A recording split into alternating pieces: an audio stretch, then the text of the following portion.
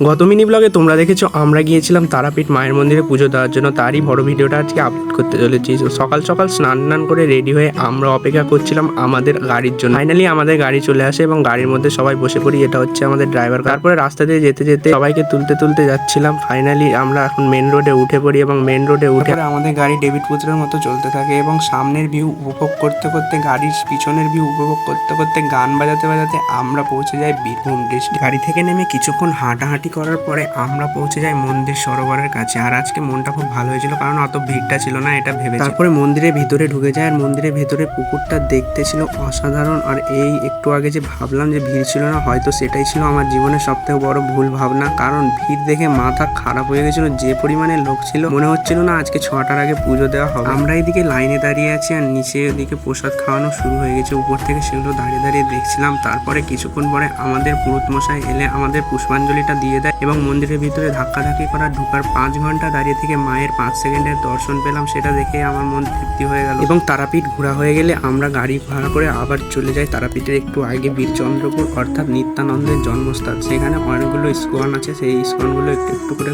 ঘুরে দেখছিলাম এবং খুব লজ্জা লাগছিল। তার মেন কারণ হলো এরকমভাবে কোনোদিন ব্লগ করিনি আমি। এরকমভাবে ব্লগ করছিলাম, সবাই আমার দিকে ঘুরে দেখছিল। আর এটা হচ্ছে ইস্কনের এক চক্রা ধাম। তারপর সেখান থেকে চলে যায় আরেকটা মন্দিরের দিকে এবং ঝিরঝিরভাবে বৃষ্টিও পড়ছিল। আর এই মন্দিরটা ছিল একদম জলের তলে, শুধু মাথাটা দেখা যাচ্ছিল। তারপর আমরা বাড়ি যাওয়ার জন্য রওনা দিয়ে দিই এবং গাড়ির মধ্যে সবাই হয়ে গেছিল প্রচন্ড পরিমাণে ক্লান্ত। সেই ক্লান্তির মধ্যে বসে থাকতে হঠাৎ দেখি সবার ক্লান্ত যেন কোথায় দূর হয়ে যায় এবং সবাই নিজের ফর্মে চলে আসে।